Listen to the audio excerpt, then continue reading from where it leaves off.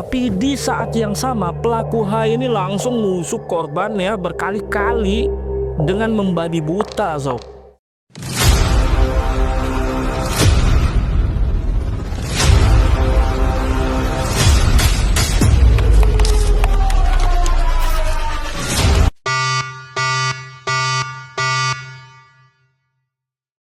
Halo sob, makasih udah klik video ini. Oke, pada video kali ini gua mau ngajak kalian bahas satu buah kasus yang bikin warga Kabupaten Bandung gak bisa tidur pada beberapa waktu lalu. Sebuah kasus yang dimulai dari penemuan jasad tanpa identitas di sebuah parit perkebunan yang awalnya dikira korban tabrak lari sob, karena lokasinya yang ada di pinggir jalan raya. Tapi begitu tim Inavis datang dan membalik jasadnya, polisi malah nemuin fakta yang jauh lebih mengerikan sob. Ada bekas jeratan di leher dan belasan luka tusukan yang sangat terapi sob. Siapa pria ini? Kenapa dibuang di tengah hutan pinus yang sepi? Dan yang paling gila, pelaku ini merasa udah ngelakuin kejahatan yang sempurna tanpa ninggalin jejak sama sekali.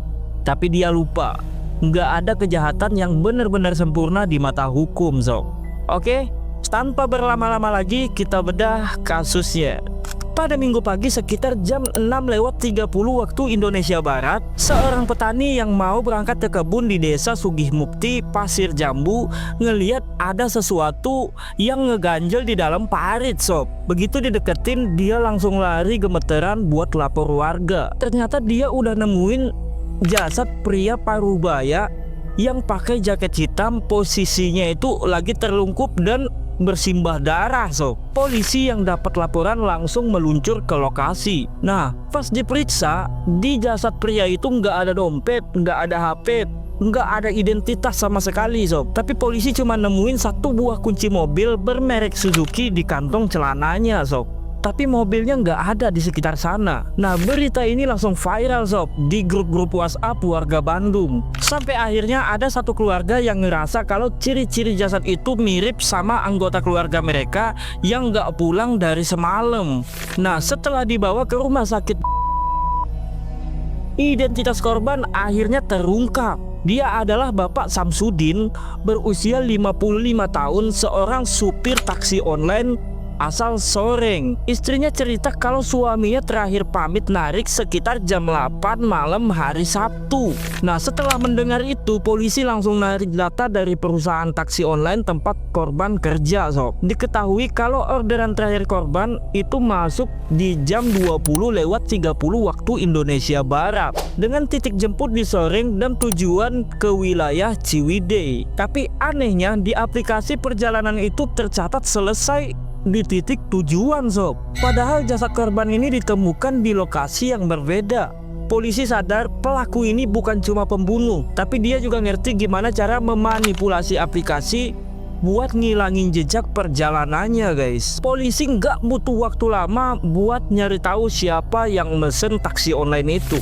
Meskipun pelaku pakai akun bodong, tim IT Polda Jabar berhasil ngelacak posisi HP yang dipakai buat mesen itu sob. Sinyal HP itu terdeteksi lagi bergerak ke arah Jawa Tengah. Senin dini hari 17 Juli 2023, tim gabungan Polresta Bandung ngelakuin pengejaran sampai ke daerah Kebumen sob.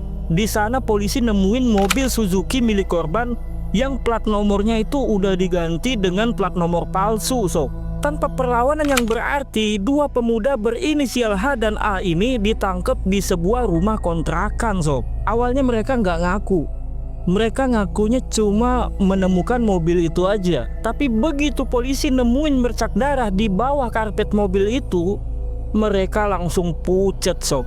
Nah sob, setelah ditangkap di Kebumen, pelaku H dan A ini akhirnya nggak bisa ngelak lagi. Di depan penyidik mereka mulai buka suara dan mereka jujur. Kronologinya ini bikin geleng-geleng kepala sob. Nah, semua ini bermula pada Sabtu siang 15 Juli 2023 jam 2 siang. Pelaku H dan A ini ternyata temen tongkrongan sob.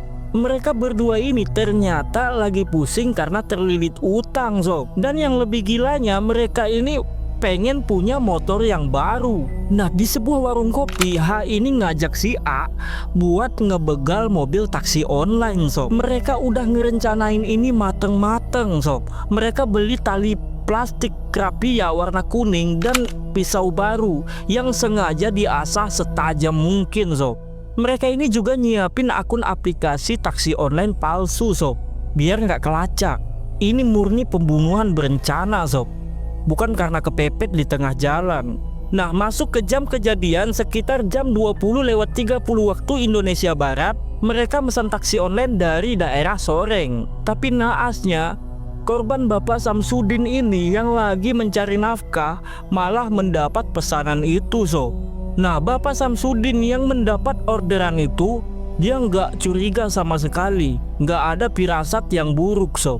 Nah, akhirnya Pak Samsudin ini mengambil orderan itu. Pas mobil Suzuki abu-abu milik korban datang, pelaku H ini langsung naik dan duduk di sebelah sopir, sob. Sementara pelaku A itu duduk tepat di belakang korban, sob. Nah, sepanjang jalan menuju arah Ciwidey, mereka ini berpura-pura ngobrol biasa sama korban, sob. Bapak Samsudin sebagai sopir yang ramah bahkan sempat curhat soal keluarganya. Pelaku A yang duduk di belakang itu udah berkali-kali pegang tali yang ada di kantongnya, tapi dia ini masih nunggu aba-aba dari si H ini. Sampai akhirnya sekitar jam 21.15 waktu Indonesia Barat, mereka melintas di jalanan yang sepi yang dikelilingi kebun teh di kawasan Ranca Bali, dan disinilah neraka itu dimulai, sob.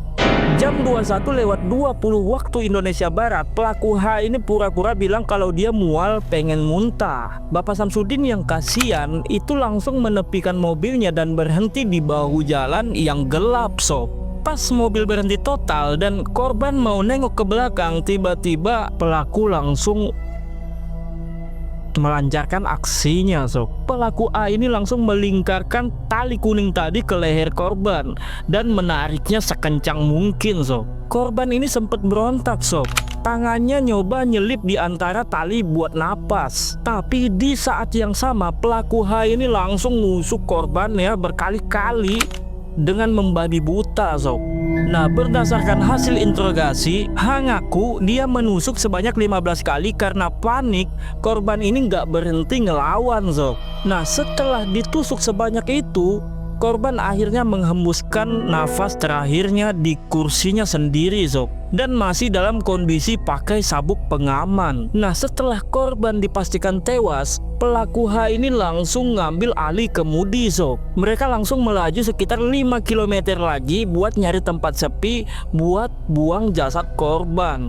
Nah, pada jam 10 malam mereka nemuin parit di pinggir jalan desa Sugihmukti, sob, yang posisinya agak curam. Nah, di sana mereka gotong jasad Bapak Samsudin dan dilempar begitu aja ke parit, sob. Mereka pikir di tempat sesepi itu jasad baru bakal ditemuin berminggu-minggu, sob. Tapi mereka salah. Pas lagi buru-buru itu, satu sandal pelaku A copot dan jatuh ke semak-semak, sob. Dan mereka nggak sempet nyari karena takut ada motor yang lewat. Sisa malam itu mereka pakai buat nyuci jok mobil yang berlumuran darah di sebuah sungai kecil, sebelum akhirnya tancap gas kabur ke arah Jawa Tengah. Sobat, momen paling menyedihkan dalam kasus ini adalah saat persidangan digelar di Pengadilan Negeri Balai Bandung. Istri Bapak Samsudin yang datang pada saat itu nggak bisa nahan air matanya pada saat mendengar pengakuan pelaku. Dia cerita suaminya ini adalah tulang punggung keluarga yang gak pernah punya musuh. Malam itu Bapak Samsudin cuma pengen dapat setoran terakhir buat dibawa pulang ke rumah, sob. Tapi yang pulang justru adalah kabar duka. Di ruang sidang, pelaku H dan A ini cuma bisa nunduk, gak berani sama sekali natap mata keluarga korban. Yang bikin publik makin geram, motif mereka itu bener-bener sepele. Cuma pengen punya uang buat gaya hidup dan bayar utang yang gak seberapa itu, sob. Demi mobil bekas dan uang di dompet korban, mereka ini sampai tega ngilangin nyawa orang yang udah punya anak cucu. Tapi syukurnya jaksa gak ngasih mereka ampun, sob. Karena bukti-bukti udah sangat jelas, mulai dari tali yang mereka siapin dari rumah dan pisau dapur itu sampai akun palsu yang mereka buat, dakwaan utamanya adalah pasal 340 KUHP tentang pembunuhan berencana, sob. Pasal ini ancaman hukuman maksimalnya adalah hukuman mati atau penjara seumur hidup. Dan hakim akhirnya menjatuhkan vonis berat kepada mereka berdua, sob. Mereka berdua dikenakan pasal 340 KUHP tentang pembunuhan berencana dan mereka divonis hukuman penjara seumur hidup. Meskipun mereka ini sempat minta keringanan hukuman dengan alasan mereka ini masih muda, hakim berpendapat kalau tindakan mereka ini sangat sadis dan gak punya rasa kemanusiaan sedikit pun. Vonis ini disambut isak tangis oleh keluarga korban yang ngerasa setidaknya ada keadilan. Meskipun Bapak Samsudin nggak bakal pernah bisa kembali lagi. Sob, kasus ini jadi alarm keras buat kita semua, terutama buat para pejuang aspal atau sopir taksi online di luar sana. Kejahatan itu bisa datang dari mana aja, bahkan dari penumpang yang kelihatannya sopan. Pesan gue buat sobat semua, kalau kalian punya keluarga atau temen yang kerja sebagai sopir online, jangan pernah bosan ngingetin mereka buat selalu berhati-hati dan lebih waspada kalau dapat orderan di wilayah sepi atau jam-jam rawan. Nyawa itu nggak ada harganya, sok. Jangan sampai ambisi atau masalah ekonomi orang lain bikin kita jadi korban. Kasus ini ngajarin kita kalau kejahatan yang direncanain serapi apapun pasti bakal ninggalin jejak. Sandal yang ketinggalan dan jejak di aplikasi itu jadi saksi bisu yang ngebawa pelaku ke balik jeruji besi. Menurut kalian, apakah hukuman seumur hidup itu udah cukup adil buat mereka atau harusnya hukuman mati? Tulis pendapat kalian di kolom komentar di bawah ya guys. Kita diskusi sehat di sana. Makasih banyak buat sobat semua yang udah nonton bedah kasus ini sampai selesai. Jangan lupa subscribe, like, dan share video ini supaya makin banyak orang yang waspada. Sampai ketemu di video bedah kasus selanjutnya. Gua cabut dulu, tetap aman dan waspada di jalan. Ciao.